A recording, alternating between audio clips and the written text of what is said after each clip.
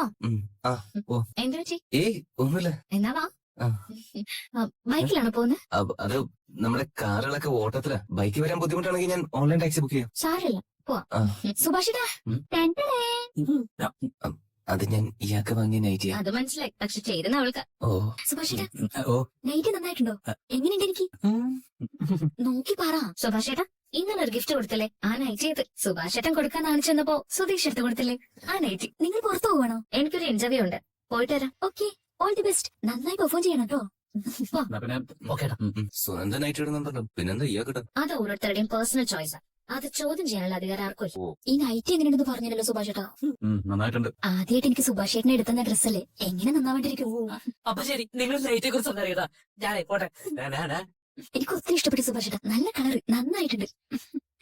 ഇവിടെയല്ലേ, ഞാൻ ഇന്ന് രാവിലെ ഓൺലൈനിൽ ചെക്ക് ചെയ്തിരുന്നു. നല്ല പ്രൊഫൈലുള്ള കമ്പനിയാ. മെസ്സേജ് വായിച്ചിട്ട് മറുപടി ഒന്നുമില്ലല്ലോ. താങ്ക്സ് ഉണ്ട് കേട്ടോ.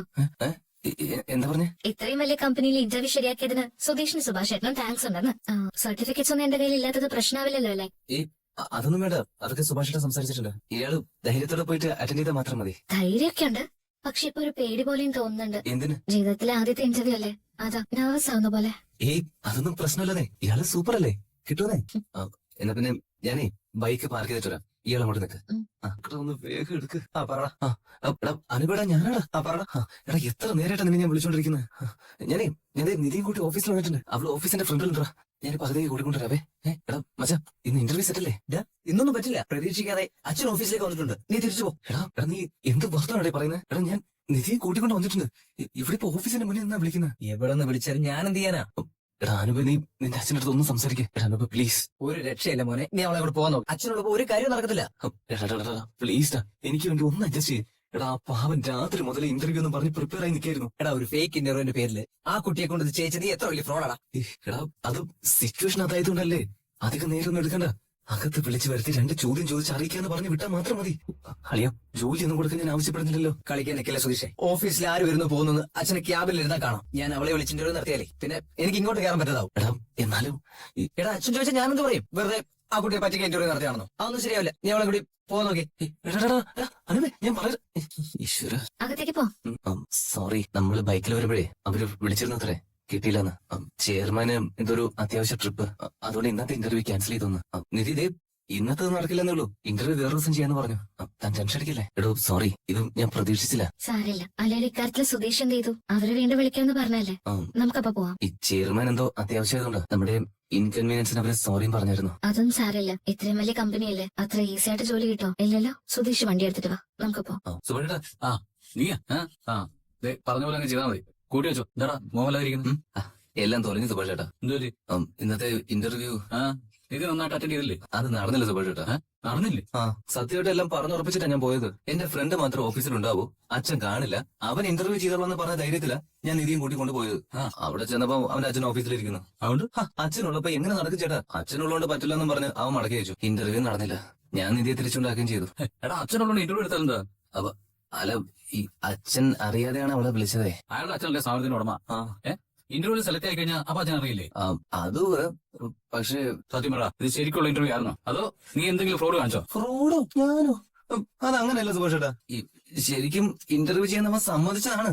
പക്ഷെ ജോലി ഉറപ്പൊന്നും പറഞ്ഞിട്ടുണ്ടായിരുന്നില്ല. പക്ഷെ അവളൊരു ജോലി പ്രതീക്ഷിക്കുന്നുണ്ടല്ലോ, അപ്പൊ അതിനു വേണ്ടിയിട്ടുള്ള ശ്രമങ്ങൾ നമ്മുടെ ഭാഗത്തുനിന്നും നടക്കുന്നുണ്ടെന്ന്. ശരിക്കും റാസ്കൽ നീ അല്ലടാ. ഞാനോ? ഞാൻ ശരിക്കും അവളൊരു സന്തോഷത്തിന് വേണ്ടിയിട്ടല്ലേ. മതി നിർത്ത്. അയ്യാ, ആ മുറിയിൽ സിമെന്റ് വിടാൻ പറ. ശരി ചേട്ടാ.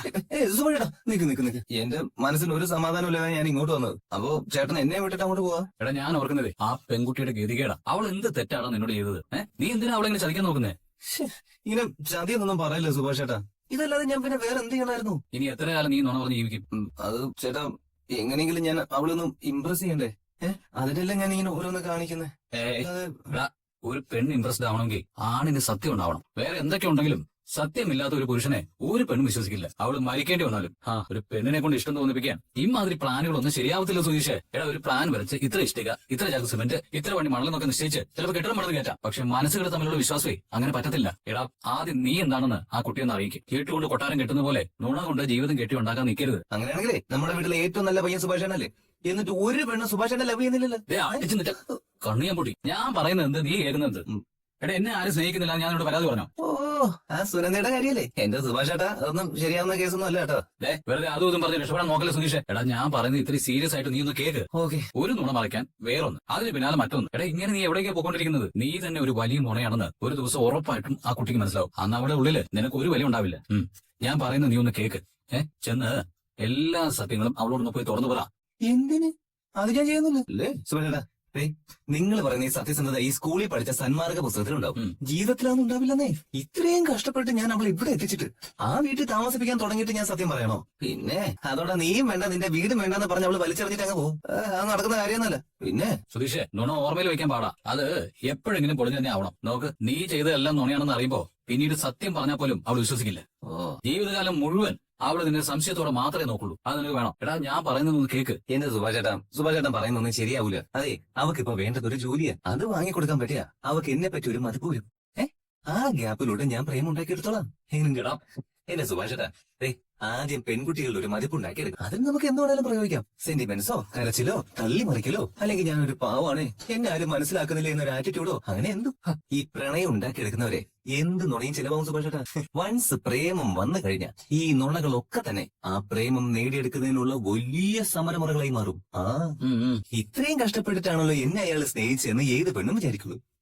നിധിയും എന്നെ കുറിച്ച് അങ്ങനെ വിചാരിക്കും. പഠിക്കുന്ന കാലത്തെ നീ ക്ലാസ് കെട്ടിയത് കുറെ സിനിമകൾ കണ്ടിട്ടുണ്ട്. അതിലെ നായകന്മാരാ നിന്റെ ഉള്ളിൽ ഇപ്പോഴും. ഇംപ്രസ് ചെയ്ത് ആളെ പ്രേമത്തിൽ കൊടുക്കുന്ന ടെക്നിക്ക് ജീവിതത്തിൽ നടക്കില്ല മോനെ. അങ്ങനെ ഇപ്പോഴും ചെയ്യാൻ നോക്കുന്നവരുണ്ടാവാം. അവരുടെ കടിയിൽ ചില പാവം പെൺകുട്ടികൾ വീണിട്ടും ഉണ്ടാവും. പക്ഷെ തന്റെ മുന്നിൽ നിൽക്കുന്നത് തനി വ്യാജനായ വെറും ഡ്രാമയ്ക്ക് വേണ്ടി കള്ളത്തരങ്ങൾ പറയുന്ന ഒരുത്തനാണെന്ന് മനസ്സിലാക്കുന്ന നിമിഷം അവർ മുഖത്ത് തുപ്പി ഇറങ്ങി അങ്ങ് പോകും. ആ ഗതി നിനക്ക് വരാതിരിക്കാൻ വേണ്ടിയിട്ടാണ് ഞാൻ ഇത്ര നേരം സംസാരിച്ചത്.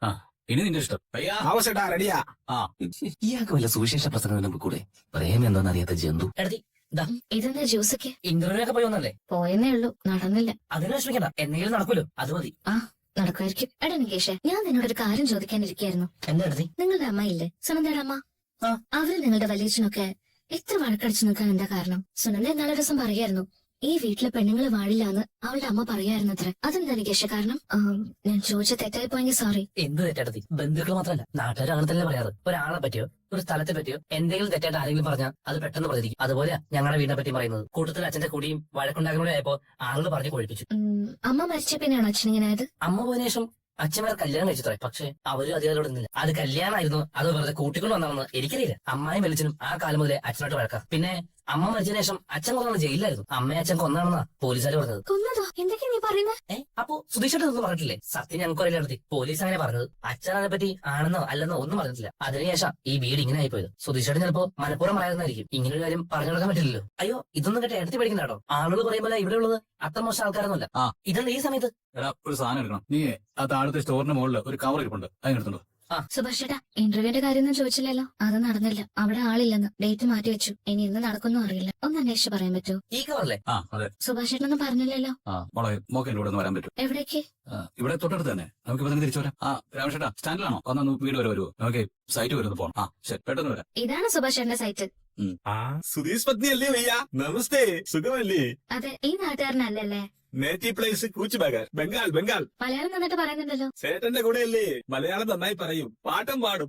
ഇത് വലിയ കൺസ്ട്രക്ഷൻ ആണല്ലോ സുഭാഷ് ചേട്ടാ. ഇവിടെ സുഭാഷ് ചേട്ടന്റെ കീഴില് എത്ര പണിക്കാരുണ്ട്?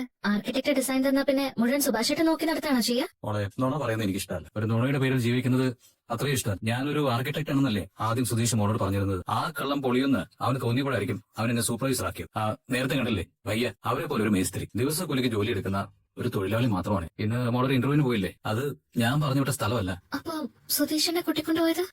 അത് അവൻ അറിയുന്ന ഏതോ സ്ഥലമാണ്. മോക്ക് പോയി ജോലി ചെയ്യാൻ പറ്റുന്ന തരത്തിലുള്ള ഒരു കമ്പനിയും എനിക്കറിയില്ല. മോൾ എന്റെ അടുത്ത് ഒന്ന് ജോലി ചോദിച്ചപ്പോഴാ സുധീഷ് ഇങ്ങനെയാണ് പറഞ്ഞിരിക്കുന്നതെന്ന് എനിക്ക് മനസ്സിലായത്. ആ സമയത്ത് സത്യം പറയാനാവാതെ ഞാനൊന്നും മിണ്ടായിരുന്നു. പക്ഷെ എത്ര നാളത്തേക്ക് എനിക്ക് ഈ സത്യം മൂടി വെക്കാൻ പറ്റും? അതുകൊണ്ടാ എല്ലാം നേരിട്ട് കാണിച്ചു തരാൻ ഇങ്ങോട്ട് കൂട്ടിക്കൊണ്ട് വന്നത്. മോളെ, ഞാനൊരു സാധാരണ മേസ്ത്രി മാത്രമോ. അവന്റെ നുണയുടെ അവതാരത്തിൽ എനിക്ക് സൂപ്പർവൈസറായിട്ട് അഭിനയിക്കണ്ട. കാലങ്ങളായിട്ടുള്ള ശീലം കൊണ്ട് നിങ്ങളെ പോലുള്ള ആളുകൾ ഉണ്ടാക്കുന്ന ഡിസൈനുകൾ എങ്ങനെ ഉണ്ടാക്കണമെന്ന് അറിയാവുന്ന മാത്രമേ ഉള്ളൂ. അതുകൊണ്ട് സൂപ്പർവൈസർ കുറെ പണികൾ എന്നെ ഏൽപ്പിക്കാറുണ്ടെന്ന് മാത്രം. 10ാം ക്ലാസ് ജയിച്ചപ്പോൾ പഠിപ്പ് നിർത്തുക.